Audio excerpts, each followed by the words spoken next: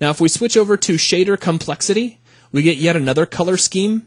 This gives us feedback on how many shader instructions are in each material applied to the surfaces of our level.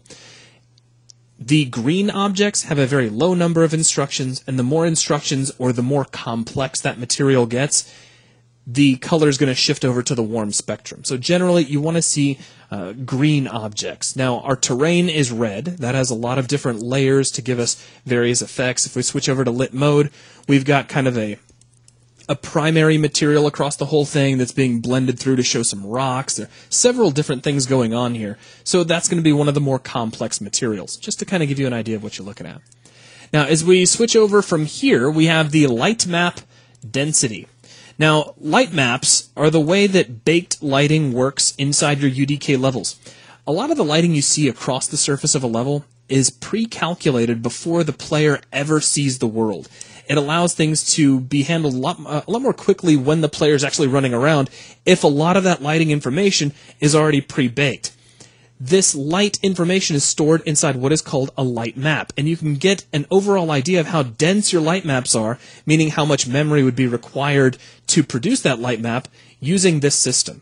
So you can set up the ideal density, you can set up the maximum amount of density that you'd be willing to tolerate, which by default is set to 3, and then you're going to get some color coding to represent how dense your light maps are. Now, by default, in this particular level, the light maps are all pretty low, and it's a little hard to see which objects have tighter light maps, but you can see we have some objects here that obviously have much more dense light maps. If we switch back over to lit mode, we can see why. They've got some interesting lit properties about them, much smaller models. Now, if we switch back over to light map density, if we're just kind of having a hard time visualizing with everything being so dim, we can take our grayscale scale and increase that. And that's just kind of taking the overall output and boosting the contrast on it.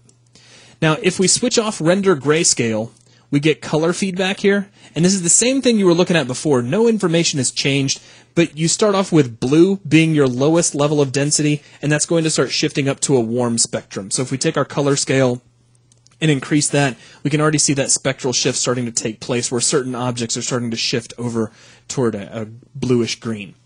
So that's a quick look at our light map density. Our last view mode is lighting only with texel density. Now this looks a lot like lighting only. As a matter of fact, let's just jump back over to lighting only, and you can see the difference between the two. And I can close the density rendering options window. We don't need that anymore.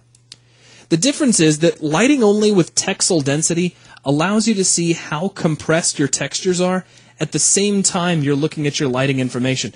And in this case, it's visualized through these checkers. The smaller these checkers, the tighter your texture is compressed. That's really all there is to it. That means you've got a lot more texture information crammed into a small space. Now, if you're unfamiliar with the term texel, it's just a combination of the word texture and the word pixel. So it's just a single texture pixel, or a pixel of any given texture is referred to as a texel. So that is a quick look at all of the different view modes. Most of these are really just diagnostic views to help you nail down and deal with performance problems in your level. The big players here are going to be your lit mode, which you'll be using a lot inside your perspective viewport.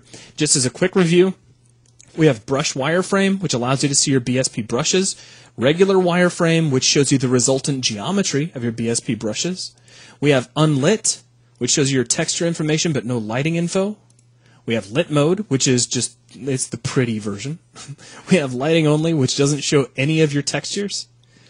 Light complexity, this gives you how many dynamic lights are affecting each individual object.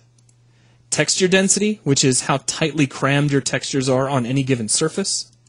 Shader complexity, which is how many instructions are within any material on the surfaces of your objects.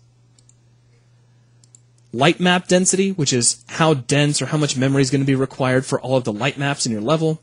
And finally, lighting only with texel density, which is just a way of looking at your lighting information combined with how tightly compressed all of your textures are across the surfaces of your level. So that is going to wrap things up for this video. Thanks a lot.